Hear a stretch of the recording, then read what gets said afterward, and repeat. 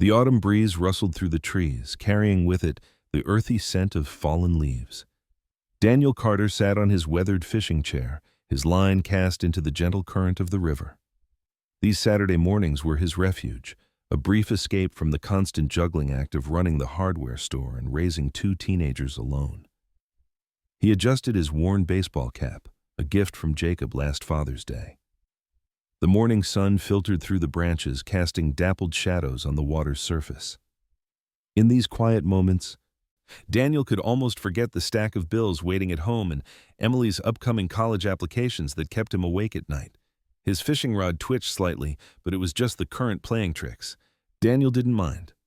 The fishing was secondary to the peace he found here, away from the sympathetic glances of townspeople who still saw him as that poor widower, even after all these years. A splash downstream caught his attention.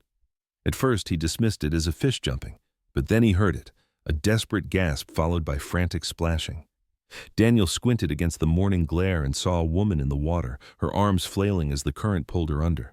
His body moved before his mind could process the danger. The fishing rod clattered to the ground as Daniel sprinted along the riverbank, his heart pounding against his ribs.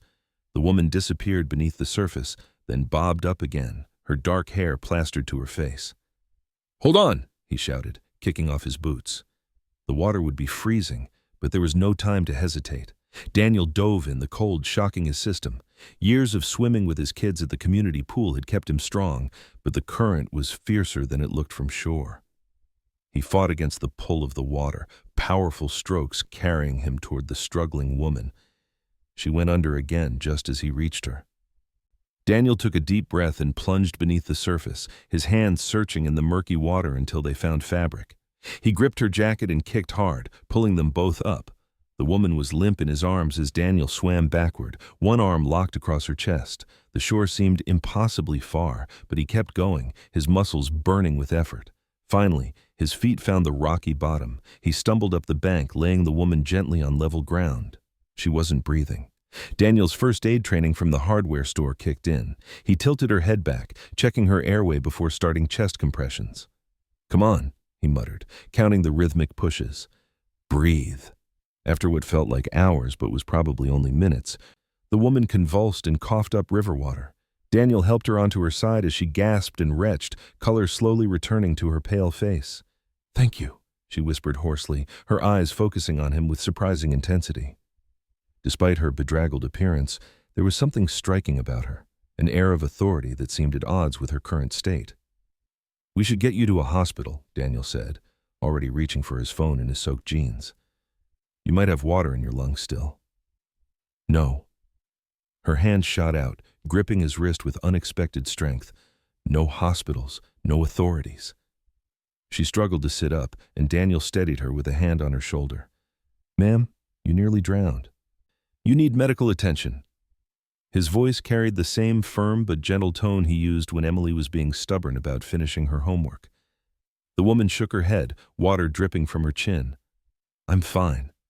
Better than fine. You saved my life." She looked at him with an odd mixture of gratitude and calculation that made him uncomfortable. "You'll see tomorrow." "What does that mean?" Daniel asked, but she was already pushing herself to her feet, swaying slightly. "Please," she said, "forget you saw me." Before Daniel could stop her, she turned and walked unsteadily into the woods, disappearing between the trees. Daniel sat back on his heels, water pooling around him from his drenched clothes. The whole incident felt surreal, like something from one of Emily's mystery novels. The woman's cryptic words echoed in his mind. "You'll see tomorrow." The peaceful morning was gone, replaced by an unsettling quiet. Daniel gathered his scattered fishing gear, his hands trembling slightly from the cold and adrenaline. His favorite flannel shirt clung to his skin, and his boots squished with every step as he collected his chair and tackle box. The sun was setting behind the trees now, casting long shadows across the river. Daniel took one last look at the spot where the woman had vanished into the woods. Part of him wanted to follow her, make sure she was truly okay, but something in her voice had made it clear that would be a mistake. He shouldered his fishing rod and started the walk back to his truck, leaving wet footprints on the dry leaves. The river continued its steady flow behind him, giving no indication of the drama it had just witnessed. Daniel couldn't shake the feeling that his peaceful Saturday mornings at the river would never be quite the same again. Daniel's old pickup truck rumbled into the driveway just as the sun was setting. His clothes were still damp, clinging uncomfortably to his skin despite the hour-long drive home from his fishing spot. He grabbed his empty tackle box, no fish today, and trudged up the wooden steps of their modest two-story house. The moment he opened the door, the warm aroma of Emily's lasagna wrapped around him like a familiar hug. Their small kitchen glowed with golden light, and he could hear the clinking of plates as his kids set the table. "Dad?" Emily appeared in the hallway, her long brown hair tied back in a messy bun, wearing their mother's old apron. Her welcoming smile quickly turned to a concerned frown. "You're late, and why are you all wet?" Before Daniel could answer, Jacob burst into the hallway, nearly colliding with his sister. "Did you catch something huge? Is that why you're soaked? I bet it was that giant catfish everyone talks about." His 13-year-old son's eyes sparkled with excitement. "Sorry I'm late. Kids?" Daniel set down his tackle box and hung up his jacket. "Just lost track of time." The lie felt heavy on his tongue, but he couldn't bring himself to worry them with tales of near drownings and mysterious women. Emily crossed her arms, looking so much like her mother that it made Daniel's heart ache. "Well, you're lucky I made extra. Go change before dinner gets cold." In his bedroom, Daniel quickly swapped his damp clothes for dry ones, his mind drifting back to the woman's face, the fear in her eyes, the urgency in her voice. "You'll see tomorrow." What did that mean? When he came back downstairs, the kitchen table was set with their mismatched plates and Emily's perfectly browned lasagna in the center. Jacob was already filling his glass with chocolate milk, while Emily arranged garlic bread in their old wicker basket. "So," Jacob said through a mouthful of bread, "if you didn't catch anything, what happened? You look like you went swimming with your clothes on." Daniel reached for the lasagna, serving himself a generous portion. "Just slipped on some rocks, buddy. Nothing exciting." "Dad, you're the most careful person I know," Emily said, passing the salad bowl. "You never slip." "Yeah, well, your old man isn't as graceful as he used to be." Daniel forced a chuckle, quickly changing the subject. "How was your music practice today, Em?"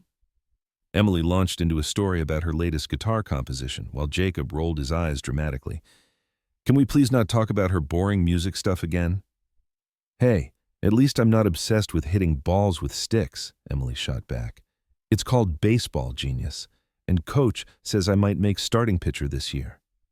Daniel smiled, letting their familiar bickering wash over him. These moments, sitting around their small table, sharing a meal his daughter had learned to cook from her mother's old recipes, they were everything to him.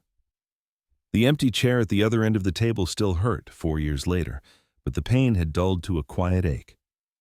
After dinner, Daniel insisted on washing the dishes despite Emily's protests. The warm water and mindless task gave him space to think. That woman's face kept floating back to him, the way she'd stumbled away into the woods, refusing help. Something wasn't right about the whole situation. "Dad?" Emily's voice startled him. She held out a dish towel.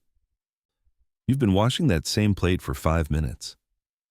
"Sorry, sweetheart. Just tired, I guess." He handed her the plate, watching as she dried it with practiced movements. "You know you can talk to us if something's bothering you, right?" She placed the plate in the cabinet. "We're not little kids anymore."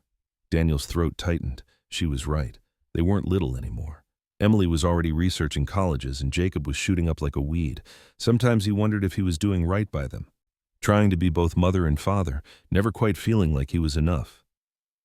"I know, Em. Everything's fine. I promise." He kissed the top of her head, remembering when she was small enough to carry on his shoulders. Later that night, after checking that Jacob had actually brushed his teeth and listening to Emily practice her latest song one last time, Daniel stood by his bedroom window. The moon hung full and bright over the trees, its light painting silver streaks across the distant river. He could just make out the water's gentle movement, like black silk in the darkness. The woman's words echoed in his mind. "You'll see tomorrow." Daniel rubbed his tired eyes, trying to shake off the uneasy feeling settling in his stomach. Tomorrow was Sunday, church, then Jacob's baseball practice, followed by Emily's weekly video call with her grandmother, just another normal day in their quiet life. He watched the moonlight dance on the river, unaware that their normal life was about to change forever. Sunday morning sunlight streamed through the kitchen windows, casting warm squares on the worn linoleum floor. Daniel stood at the counter, stirring his coffee while watching his kids at the breakfast table. Emily sat cross-legged in her chair, spoon hovering over her cornflakes as she scrolled through her phone. Across from her, Jacob shoveled spoonfuls of sugary cereal into his mouth, milk dribbling down his chin. "Gross, Jake. Use a napkin," Emily said without looking up. Jacob grinned, milk still dripping. "What's gross is how long it's going to take you to clean the bathroom today." "At least I don't have to mow the lawn in this heat," Emily shot back, finally glancing up to stick her tongue out at her brother. Daniel smiled into his coffee mug. These ordinary moments, the playful bickering, the weekend chores, the lazy Sunday morning routine, were what he lived for. After losing their mom 3 years ago, these glimpses of normal family life felt precious. A low rumble from outside made Daniel pause mid-sip. The sound grew louder. Multiple engines, car doors slamming, voices. He set his mug down and walked to the living room window, pulling back the curtain. His jaw dropped. At least 5 news vans lined their quiet suburban street. People with cameras and microphones were crowding onto his front lawn, trampling Emily's carefully tended flower bed. Neighbors stood in their driveways pointing and whispering. "Dad?" Emily appeared beside him, peering out. "What's going on?" Before Daniel could answer, someone started pounding on their front door. The sound made him jump, coffee sloshing onto his hand. Mr. Carter, Channel 5 News, can we get a statement?" More voices joined in. "Mr. Carter, is it true you rescued Rebecca Jennings yesterday? How did you find her? Did you know who she was?" Daniel's mind reeled. Rebecca Jennings? The Rebecca Jennings? The woman who'd been all over the news lately for her controversial education reform bill and rumored nervous breakdown?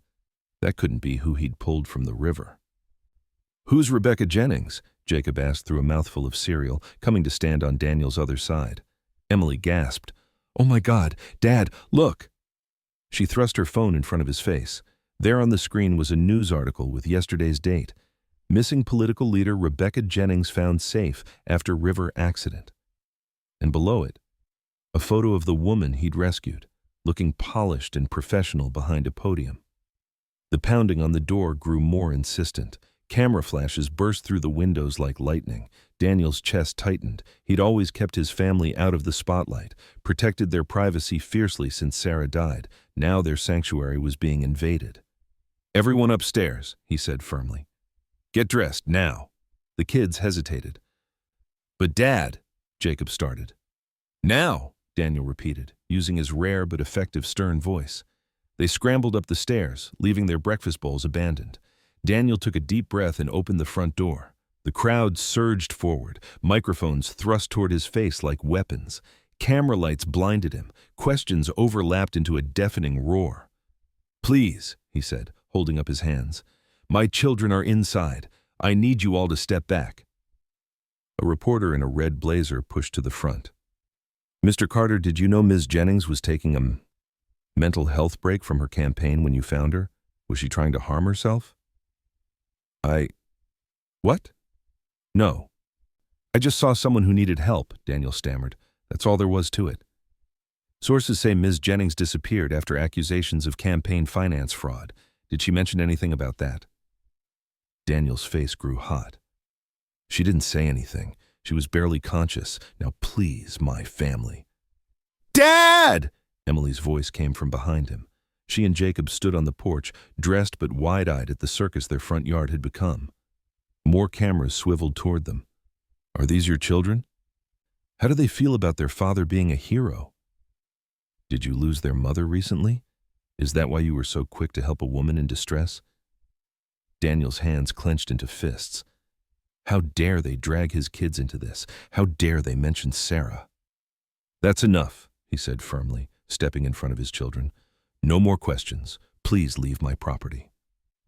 He ushered Emily and Jacob back inside, closing the door on the shouted questions and camera flashes.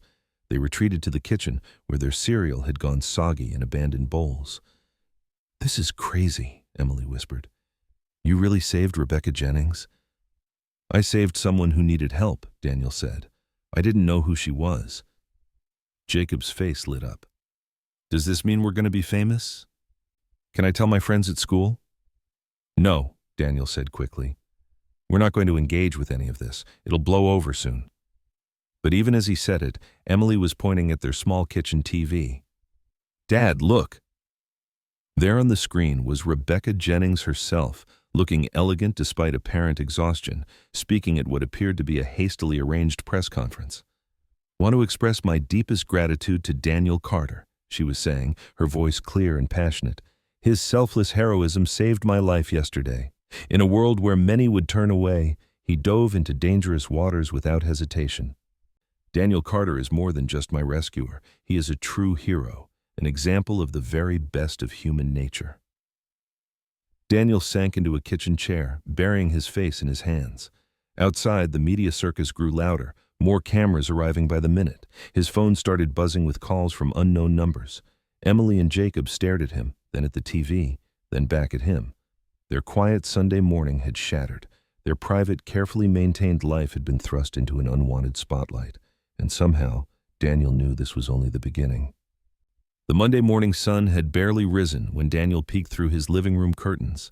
His heart sank. At least 6 news vans still lined the quiet suburban street, their satellite dishes pointed skyward like metal flowers searching for the sun. Reporters clutched coffee cups, huddled in small groups on the sidewalk, waiting like hawks for any movement from the house.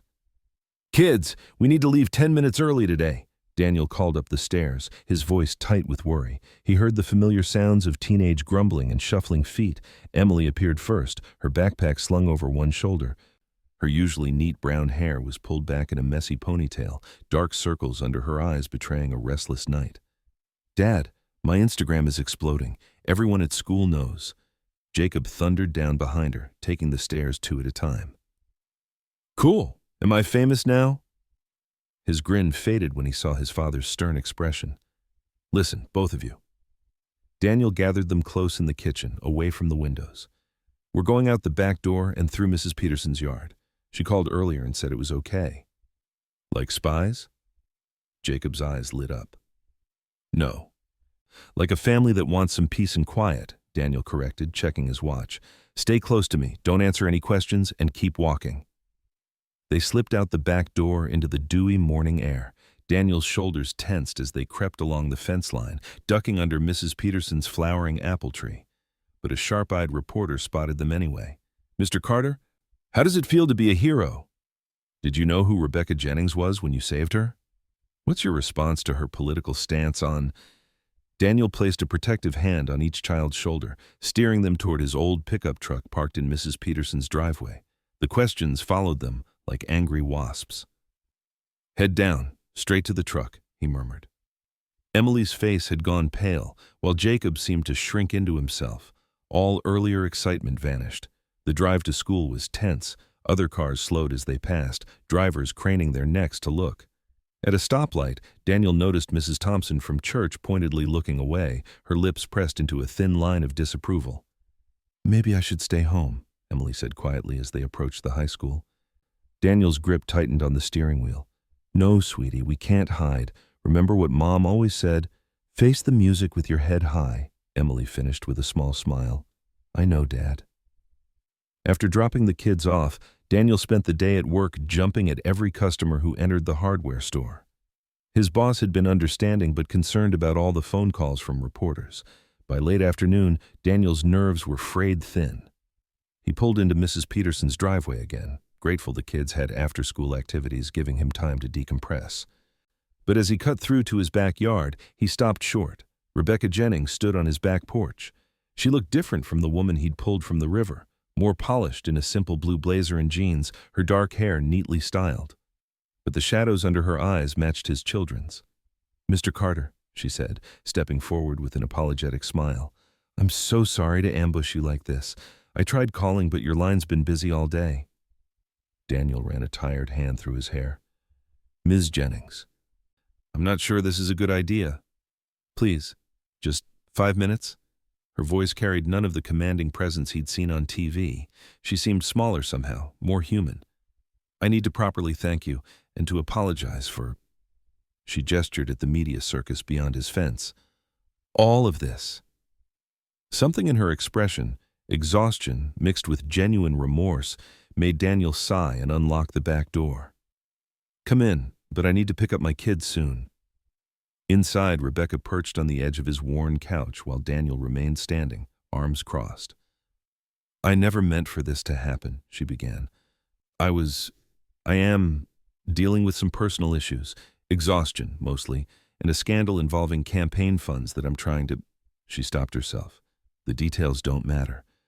What matters is that I needed space to think, to breathe. Then the river." She shuddered slightly. "Why didn't you let me call an ambulance?" Daniel asked.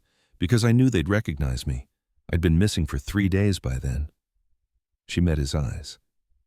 "You saved my life, Mr. Carter, not just from drowning, but by giving me those few extra hours of peace before facing everything again." Before Daniel could respond, the back door opened.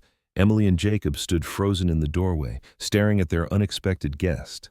"Oh," Emily breathed. Rebecca stood smoothly, her public persona settling over her like a familiar coat. "You must be Emily and Jacob. I'm Rebecca Jennings. I owe your father my life."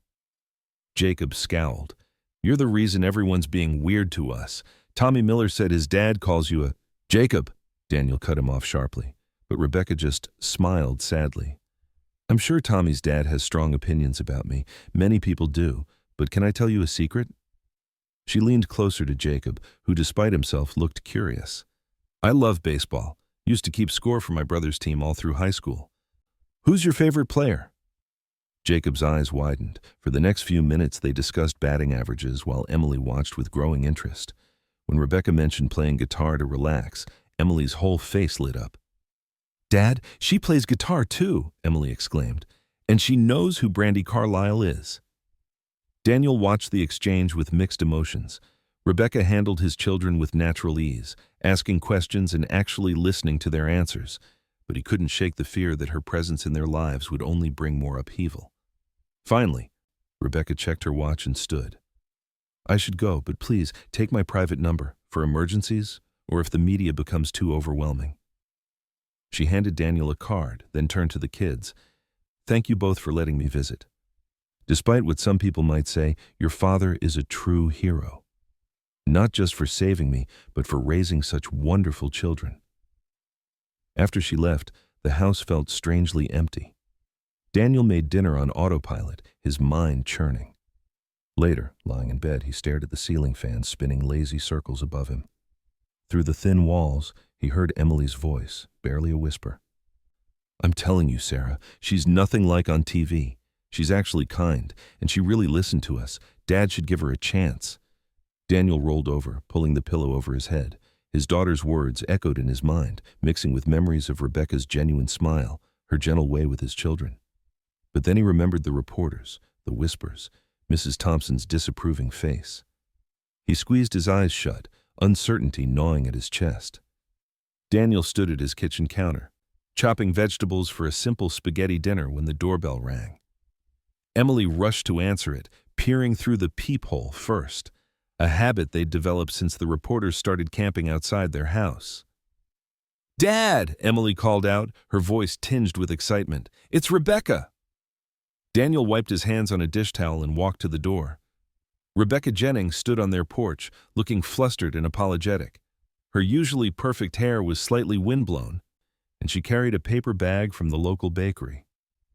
"I'm so sorry to intrude," she said, "but there are reporters at every restaurant in town. I couldn't even get a sandwich without cameras in my face." She held up the bag. "I brought dessert, apple pie from Mason's Bakery. I hope that makes up for barging in." Daniel hesitated for a moment, but Emily was already ushering Rebecca inside. "We're having spaghetti," Emily announced. "Dad makes the best meat sauce." "That sounds wonderful," Rebecca said, following them into the kitchen. Jacob looked up from his homework at the kitchen table, his eyes widening at their unexpected guest. "Hey, Squirt," Rebecca said casually, and Jacob's face reddened at the nickname. "Need help with that math?" "It's just fractions," Jacob mumbled, but he didn't hide his worksheet when Rebecca glanced at it. As Daniel returned to his cooking, Emily disappeared into the living room and returned with her guitar. "I've been working on a new song," she said shyly. "Would you like to hear it?" Rebecca's face lit up. "I'd love to." Emily began to strum, her fingers moving confidently across the strings. The melody was sweet and simple, and when she started singing, her voice trembled slightly but grew stronger with each verse. To everyone's surprise, Rebecca began humming along, then adding perfect harmony to the chorus. "That was beautiful," Rebecca said when Emily finished. "Did you write it yourself?" Emily nodded, beaming. "I didn't know you could sing." "I was in my college choir," Rebecca admitted. "Music was my first love before." She trailed off, leaving politics unspoken. "Do you like baseball?" Jacob suddenly piped up from his spot at the table. "Are you kidding?" Rebecca grinned. "I played softball in high school. Yankees or Red Sox?" "Yankees," Jacob exclaimed, his earlier shyness forgotten. "Did you see last night's game? That double play in the 7th inning was incredible." The conversation flowed easily through dinner, Rebecca fitting into their family dynamic as if she'd always been there. But outside their warm kitchen, Daniel knew things weren't so simple. Over the next week, Rebecca's presence became a regular part of their lives. She helped Emily polish her song lyrics and attended Jacob's baseball practice, cheering from the bleachers. The kids bloomed under her attention, but Daniel noticed the whispers and stares whenever they went into town. At work, the tension was impossible to ignore. Mr. Henderson, his boss at the hardware store for the past 8 years, called Daniel into his office on Thursday morning. "Carter," Henderson said, shifting uncomfortably in his chair, "you're one of my best employees. Never had a complaint about your work." Daniel's stomach tightened. But people are talking. Some customers, regulars, mind you, they're not happy about your association with Rebecca Jennings. Henderson wouldn't meet his eyes. 3 people canceled their accounts this week, said they won't support a business that employs someone who's friends with her. "I pulled her out of a river," Daniel said quietly. "That's all I did." "I know that, Daniel, but her politics, they're controversial. This is a small town. People have long memories." Daniel left work that day with his head spinning. At the grocery store, Mrs. Peterson, who'd always chatted with him about her garden, suddenly found the cereal boxes fascinating when he passed her aisle. At the gas station, he overheard 2 men muttering about liberal sympathizers while glaring in his direction. But that evening, watching Rebecca help Jacob with his pitching form in the backyard while Emily strummed her guitar on the porch steps, Daniel felt something shift inside him. Rebecca threw the ball with perfect form, her laugh carrying across the yard when Jacob caught it. She tied her hair back casually, looking nothing like the polished public figure from TV up, just a woman enjoying a warm evening with his family. Emily's music drifted through the air, her new song taking shape with Rebecca's suggestions. Jacob's face glowed with pride every time Rebecca praised his improving technique. The setting sun painted everything in soft gold, making this ordinary moment feel somehow magical. When Rebecca finally gathered her things to leave that Friday night, both kids walked her to the door. Jacob gave her a quick, spontaneous hug, while Emily promised to text her the final version of her song lyrics. "Thanks for dinner," Rebecca said to Daniel, her smile genuine and warm. "And for everything." Daniel watched from the doorway as she walked to her car, his children waving until she turned the corner. When he closed the door, he noticed the house felt different, fuller somehow. Emily was humming her new song, and Jacob was still clutching his baseball, talking excitedly about Rebecca's pitching tips. Standing in his living room, surrounded by the happy chatter of his children, Daniel felt something he hadn't experienced since losing his wife. Possibility. Like a window had been opened in a room that had been closed for too long, letting in fresh air and new light. Despite the complications, despite the town's judgment, he couldn't deny that Rebecca's presence had brought something valuable to their lives. The kids' genuine smiles, their renewed enthusiasm, the way they'd come alive in Rebecca's company. It all made him wonder if maybe, just maybe, their little family had room to grow. The late summer breeze carried the sound of laughter and music across the town square. Colorful banners stretched between lampposts announcing the annual charity fundraiser. Daniel adjusted his tie for the 10th time, standing at the entrance with Emily and Jacob. "Dad, stop fidgeting," Emily said, smoothing her flowered dress. "You look fine." "Yeah," Jacob added, tugging at his own collar. "At least you're not wearing this stupid bow tie." Daniel managed a small smile, but his stomach churned. It had been a week since Rebecca's unexpected dinner visit, and now here they were, about to face the entire town. He hadn't wanted to come, But Rebecca had been so earnest in her invitation, insisting it would help normalize things. The crowd parted as Rebecca approached them, wearing an elegant blue dress that somehow made her look both sophisticated and approachable. "I'm so glad you came," she said, touching Daniel's arm lightly. Her smile included Emily and Jacob, making them feel like welcomed guests rather than obligations. "Nice turnout," Daniel said, trying to sound casual as he noticed dozens of eyes on them. Rebecca guided them through the crowd, introducing them to people who seemed genuinely interested in meeting the family. Emily clutched her guitar case, nervous about her upcoming performance, while Jacob's eyes kept darting to the baseball pitching booth. "Ladies and gentlemen," the mayor announced from the stage, "please welcome Rebecca Jennings."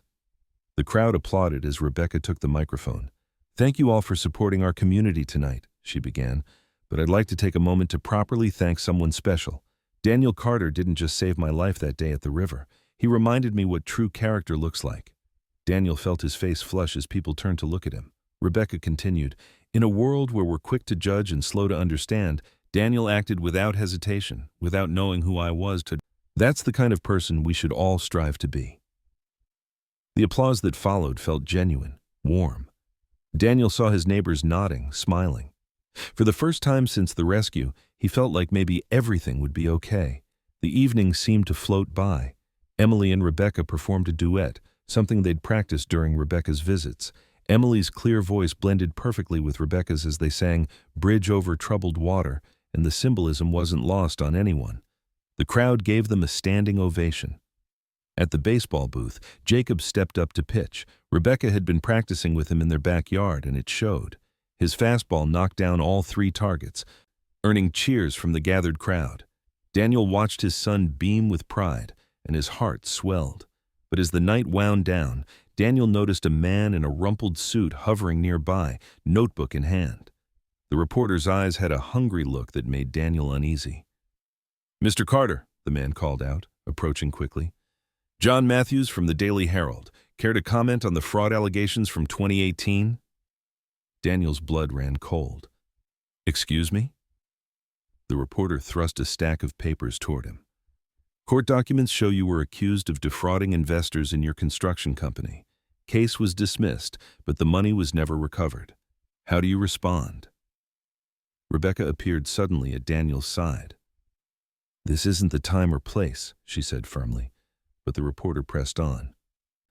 "The public has a right to know about their so-called hero.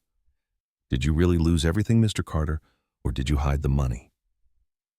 Security guards finally noticed the commotion and escorted the reporter away, but the damage was done. Daniel could feel the shift in the air, see the whispers starting, the sideways glances. The warmth of the evening had vanished. Emily and Jacob stood frozen, their earlier joy replaced by confusion and fear. Daniel wanted to explain, to tell them about the supplier who'd betrayed him, about fighting to clear his name while grieving their mother. But the words wouldn't come. The next morning, Daniel sat at his kitchen table, staring at the newspaper. The headline screamed, "Hero or Con Man, Carter's Dark Past Revealed." The article twisted everything, making his failed business sound like a calculated scheme. It even suggested the river rescue might have been staged for publicity. His coffee sat untouched, growing cold. Emily and Jacob stood in the doorway, watching him with wide eyes. The same eyes that had sparkled with joy just hours ago at the fundraiser now held something else: fear, confusion, and worst of all, doubt. Daniel wanted to speak, to reassure them, but his throat felt too tight. The newspaper trembled slightly in his hands as he read the words again, each one a fresh wound.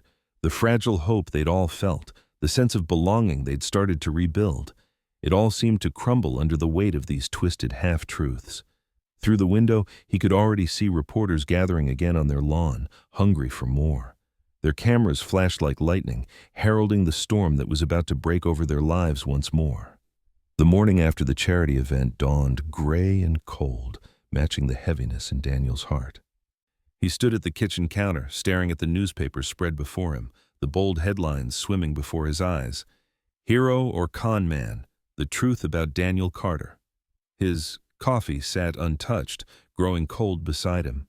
Emily's footsteps on the stairs made him quickly fold the paper, but she'd already seen it. Her face was pale, her usually bright eyes dimmed with worry.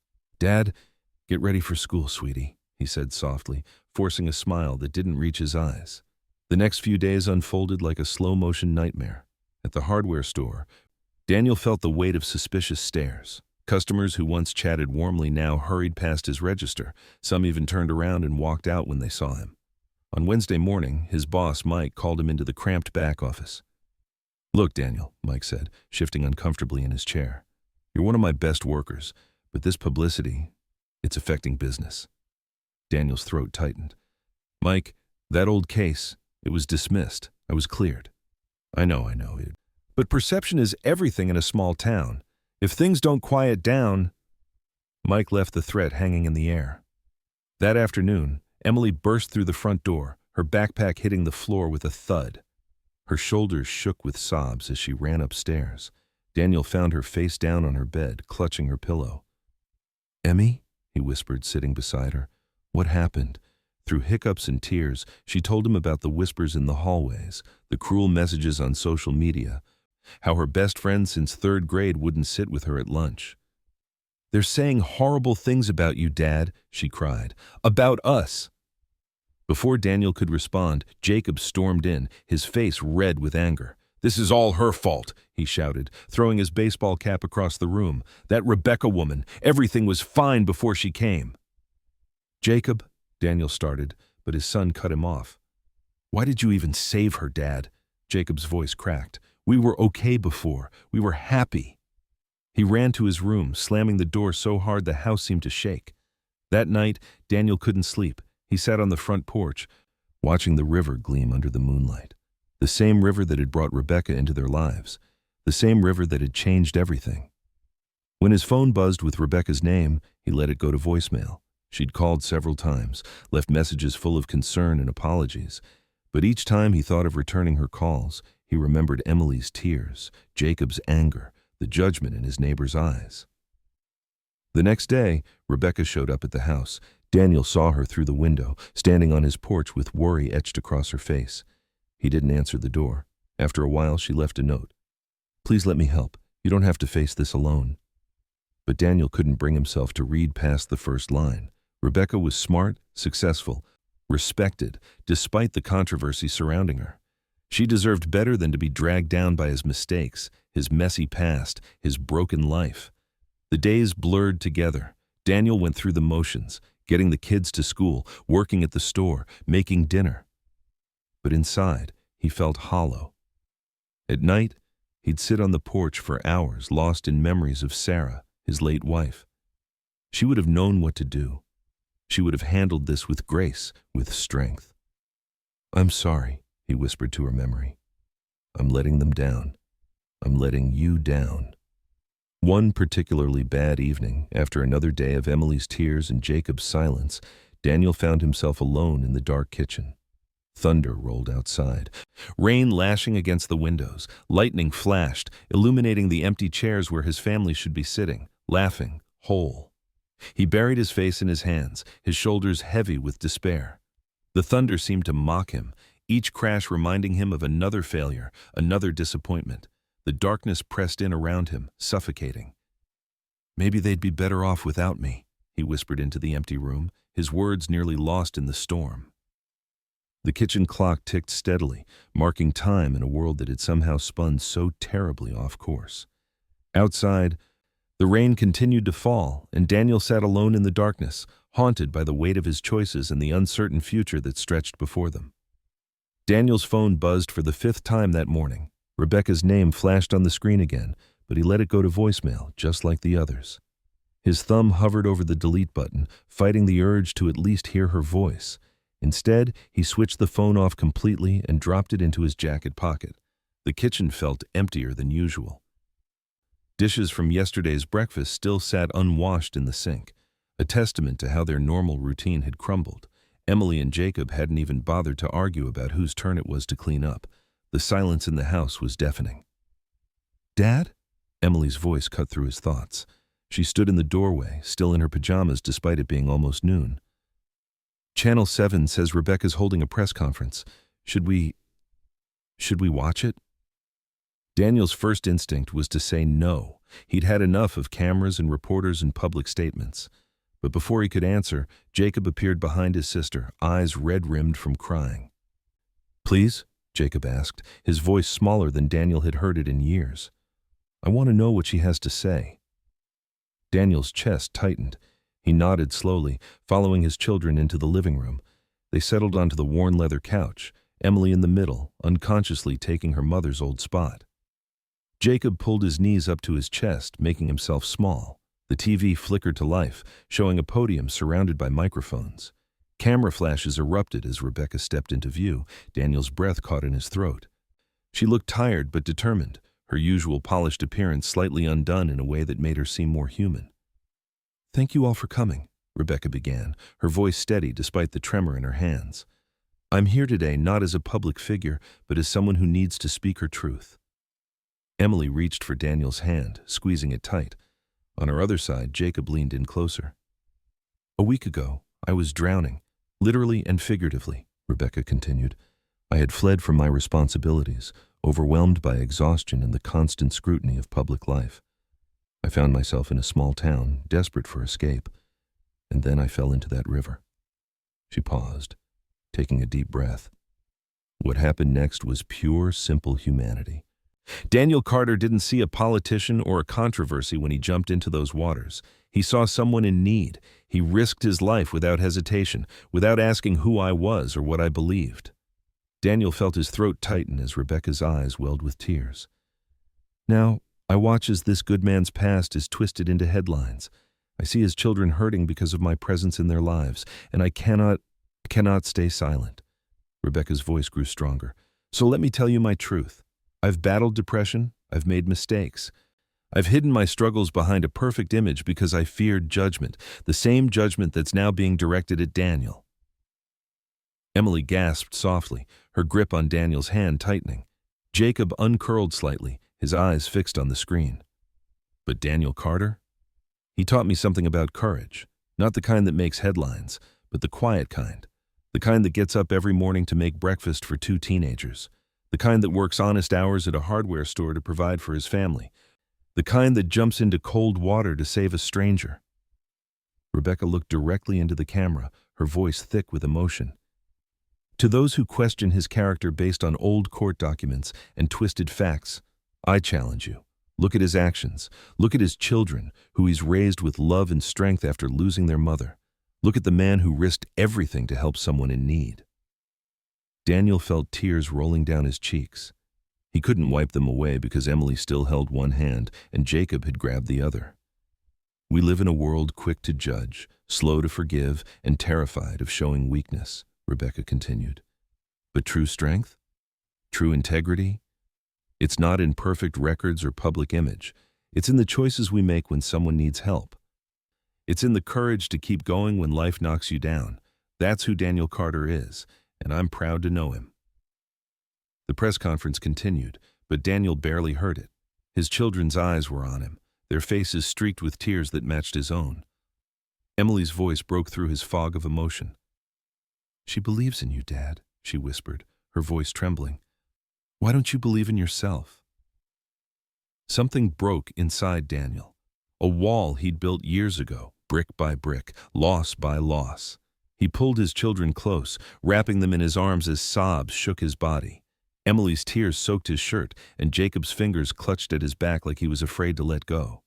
They stayed that way, holding each other as Rebecca's words echoed in the room, reminding them that sometimes the bravest thing you can do is let yourself be seen, not as perfect, but as human, as family, as enough. The morning after Rebecca's press conference, Daniel found a basket of fresh muffins on his doorstep. A handwritten note from Mrs. Peterson, his next-door neighbor who hadn't spoken to him in days, read, "I'm so sorry for doubting you." It was just the beginning.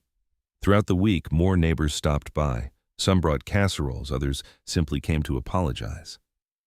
Mr. Thompson from across the street helped Daniel fix his broken fence without being asked. Even old Mr. Jenkins, who had been one of the loudest critics, shuffled up the driveway one morning with his head down. "I was wrong about you, Carter," he mumbled, extending a jar of his famous honey. "My bees made extra this season." At the hardware store, Daniel's boss called him into the office. Daniel's stomach clenched, expecting the worst, but instead found Tom looking sheepish behind his desk. "Look, Daniel," Tom said, scratching his beard, "I jumped the gun earlier. Truth is, you're one of our best workers. How about some extra shifts to make up for last week?" Daniel nodded, relief washing over him. "Thanks, Tom. That means a lot."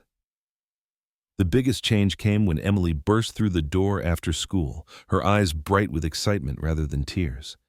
"Dad, Sarah and Katie asked if I wanted to join their study group, and Mr. Roberts wants me to perform my song at the school talent show." Jacob's baseball coach called to apologize for benching him and invited him back as starting pitcher. That evening, Jacob couldn't stop grinning as he practiced throws in the backyard. When Rebecca's car pulled into the driveway 3 days later, Daniel didn't feel the usual knot of anxiety. Emily ran out to greet her with a hug while Jacob walked over casually, trying to hide his smile. "I brought ingredients for dinner," Rebecca announced, holding up grocery bags. "Anyone want to help make my grandmother's famous lasagna?" Soon the kitchen was filled with warmth and laughter. Emily chopped vegetables while Jacob grated cheese, occasionally throwing pieces at his sister when he thought no one was looking. Rebecca taught them her grandmother's secret trick of adding a pinch of nutmeg to the sauce. "Mom used to let us lick the spoon when she made cookies," Jacob said suddenly, then froze, looking uncertain. Daniel's heart squeezed, but Rebecca handled the moment perfectly. "She sounds wonderful. What kind of cookies did she make?" The question opened a flood of memories. As they worked, Daniel found himself sharing stories about Sarah, how she sang off-key while cooking, her terrible jokes, her way of making everyone feel special. It didn't hurt as much as he expected. Instead, it felt like honoring her memory. "I was so afraid of failing them after she died," Daniel admitted softly, while the kids were setting the table. "Still am sometimes." Rebecca touched his arm gently. "Daniel, look at your children. Really look at them. They're kind, resilient, and full of love. That's because of you." Over dinner, Rebecca shared her own struggles. "The cameras, the constant judgment. Sometimes I just want to go grocery shopping without making headlines," she said, pushing her lasagna around the plate. "Everyone sees the polished version, but nobody knows how lonely it gets." "Well, you're not alone anymore," Emily declared firmly, making Rebecca's eyes shine with tears. They lingered at the table long after the food was gone, talking and laughing. When Jacob started yawning, Daniel realized it was past everyone's bedtime. "This was nice," Rebecca said as she helped clear the dishes. "Really nice." The next few days fell into a comfortable pattern. Rebecca would stop by after work, sometimes bringing takeout, other times joining their simple family meals. She helped Emily practice her song for the talent show and attended Jacob's baseball game, cheering from the bleachers without drawing attention to herself. One evening, as the sun painted the sky in soft oranges and pinks, Daniel and Rebecca sat on the porch swing. The gentle creaking of the chains matched the rhythm of the crickets starting their evening chorus. "Thank you," Daniel said quietly, "for believing in me when I couldn't believe in myself." Rebecca turned to look at him, her eyes reflecting the sunset's glow. Without a word, she slipped her hand into his. This time, Daniel didn't pull away. Their fingers intertwined naturally, like they had always meant to find each other. They sat in comfortable silence, watching the sun sink lower behind the trees, their joined hands a promise of something new beginning. The morning sun painted golden streaks across the river's surface as Daniel's old pickup truck rumbled down the familiar dirt path. Emily sat in the back seat, her guitar case propped carefully beside her, while Jacob bounced excitedly next to Rebecca in the middle row. The fishing poles rattled gently in the truck bed with each bump in the road. "Almost there," Daniel announced, his voice carrying a lightness that hadn't been there in years. He caught Rebecca's eye in the rearview mirror and smiled. She returned it warmly, her hand resting on Jacob's shoulder as he pointed out a hawk soaring overhead. The truck came to a stop in the small clearing where, just weeks ago, Daniel had pulled Rebecca from the rushing waters. Now, the river flowed peacefully, its surface dancing with morning light. The spot looked different somehow, more welcoming, less lonely. "This is where Dad saved you?" Jacob asked Rebecca, his eyes wide as he hopped out of the truck. Rebecca nodded, walking to the river's edge. "Right here. I was so scared. But then your father appeared like some kind of guardian angel." Daniel felt his cheeks warm as he unloaded the fishing gear. Anyone would have done the same. No, Dad, Emily said, carefully lifting her guitar from the back seat. Not everyone would have. She shared a knowing look with Rebecca, who had become like a mentor to her over the past weeks, encouraging her music and listening to her songs. They set up their spot under the shade of an old oak tree. Daniel showed Rebecca how to bait a hook while Jacob watched intently, offering his expert 13-year-old advice. Emily settled against the tree trunk, her fingers finding gentle chords on her guitar. Keep your line steady, Daniel instructed, standing close to Rebecca as she made her first cast. The line arced gracefully over the water, landing with a soft plop. Jacob clapped, and Rebecca beamed with pride. Not bad for a city girl, huh? She teased, and Daniel couldn't help but laugh. The morning passed in peaceful moments. Emily's soft music floated over the water, a melody she'd been working on with Rebecca's help. Jacob caught 2 small fish, proudly showing them off before releasing them back into the river. Rebecca proved to be a natural, her patience and focus rewarding her with a decent-sized bass that had Jacob practically dancing with excitement. Did you see that, Dad? Rebecca caught a huge one. Jacob's enthusiasm made them all smile. Daniel remembered how, just weeks ago, his son had been so resistant to Rebecca's presence. Now, here he was, hanging on her every word as she described the fight with the fish. During lunch, they spread out a checkered blanket on the grass. Emily played a new song she'd written, her voice mixing with the sound of the river. Rebecca hummed along, having helped her perfect the chorus during their evening practice sessions. Daniel watched his family, because that's what they had become, he realized, sharing sandwiches and stories. The sunlight filtered through the leaves above them, creating patterns on their happy faces. The sight stirred something deep in his heart, a feeling of rightness he hadn't experienced since before his wife passed. Remember when you used to bring us here when we were little? Emily asked, setting her guitar aside. Mom would pack those horrible tuna sandwiches, but we'd eat them anyway because she was so proud of them. Instead of the usual ache, the memory brought a warm smile to Daniel's face. She never could get the recipe right, but she kept trying. I'm sure she'd be happy to see us here now, Jacob said quietly, leaning against Rebecca's shoulder. The simple gesture, so natural and trusting, made Daniel's heart swell. The afternoon light began to soften, casting long shadows across the water. Rebecca helped Jacob with one last cast while Emily played a gentle melody that seemed to dance with the river's flow. Daniel stood at the water's edge, watching the scene unfold before him. The river that had brought such chaos into their lives now flowed peacefully, its surface golden in the setting sun. He thought about that desperate moment when he'd pulled Rebecca from these waters, how terrified he'd been, how unaware that this very spot would become the beginning of something beautiful. Jacob's excited shout drew Daniel's attention. Look at the sunset, Dad. The water looks like it's on fire. They gathered their things slowly, reluctant to leave this perfect moment. Emily carefully packed away her guitar, while Jacob and Rebecca reeled in their lines for the last time. The setting sun painted the sky in brilliant oranges and pinks, reflecting off the river in a dazzling display. Standing there, surrounded by the people he loved, Daniel felt a deep sense of peace settle over him. Rebecca slipped her hand into his, and Emily leaned against his other side. Jacob stood in front of them, still chattering about his fishing victories. The river's song seemed to grow softer, more melodic, as if joining with their contentment. Daniel looked at his children's bright faces, at Rebecca's gentle smile, and felt the last pieces of his heart click into place. We're going to be all right, he whispered to himself, barely audible over the water's flow. Their laughter mingled with the river's gentle music, creating a symphony of joy and healing that echoed across the water. Spring sunlight streamed through the kitchen windows, casting warm patches across the hardwood floor of the Carter home. The gentle breeze carried the scent of blooming flowers through the slightly opened window, mixing with the aroma of freshly brewed coffee and maple syrup. Daniel stood at the stove, expertly flipping pancakes while humming along to the soft guitar music drifting in from the living room.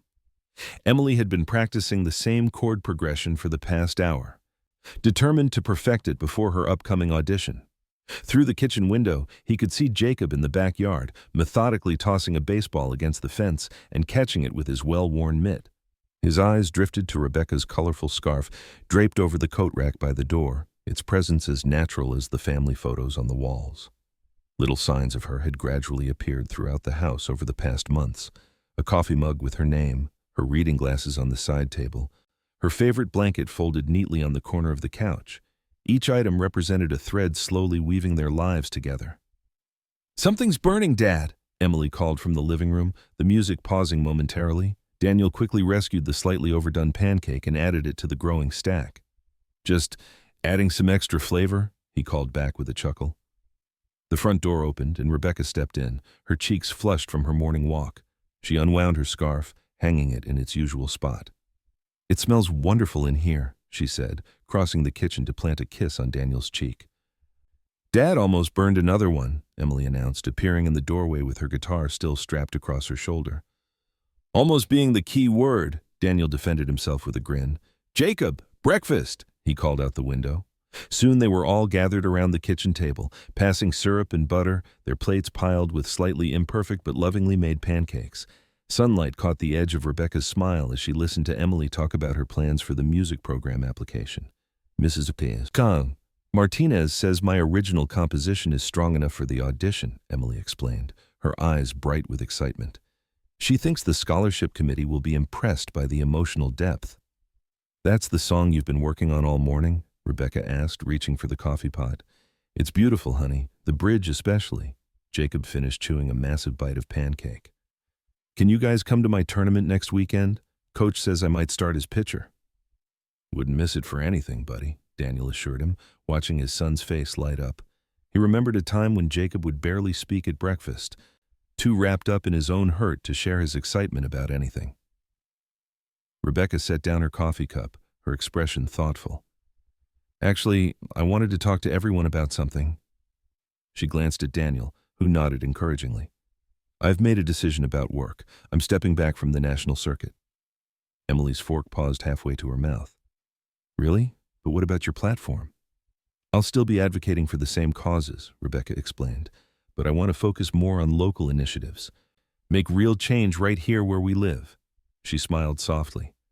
"Plus, it means more time with all of you." Jacob perked up. "So you'll be able to come to all my games?"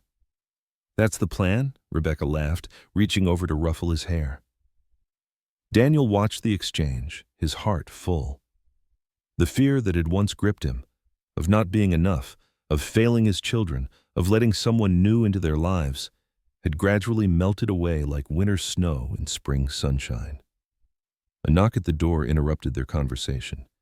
Mrs. Henderson from next door stood on the porch with a fresh-baked apple pie.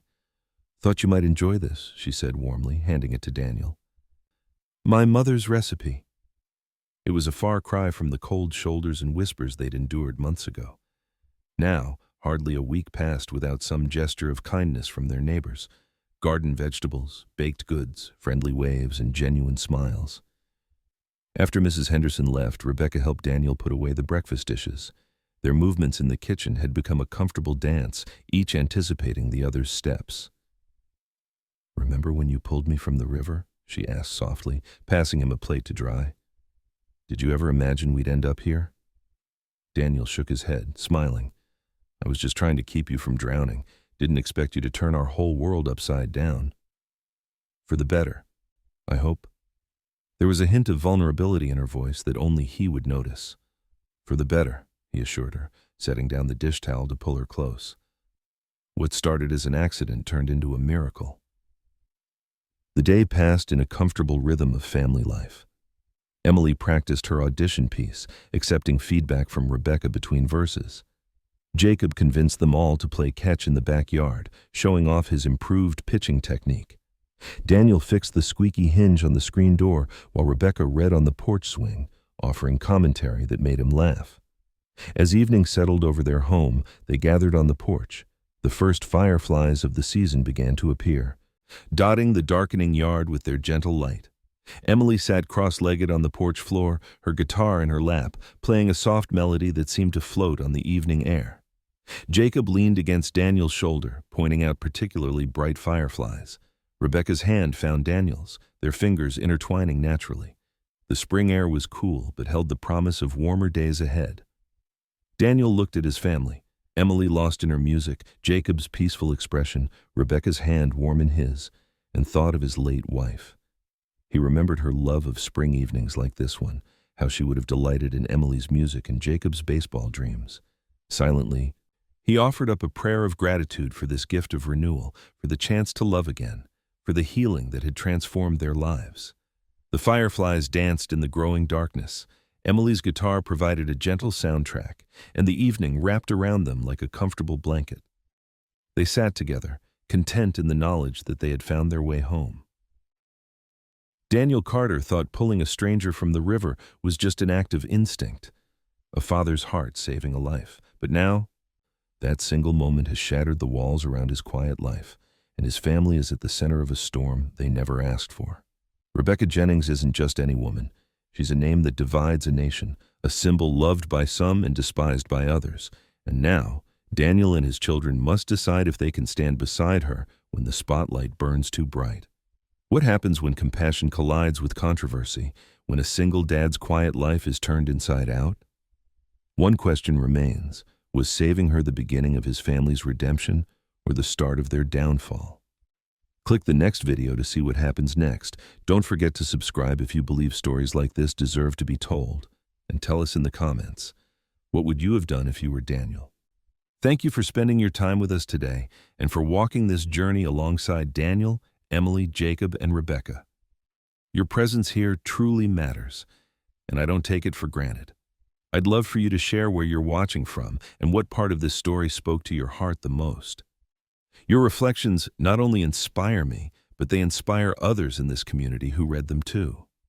If you believe in stories that remind us of courage, compassion, and second chances, I invite you to subscribe and join us here, because this is more than storytelling. It's about reminding each other that hope is always possible. Wherever you are, I want you to know you are seen, you are valued, and you are never walking alone. Until next time, stay hopeful and keep believing in miracles.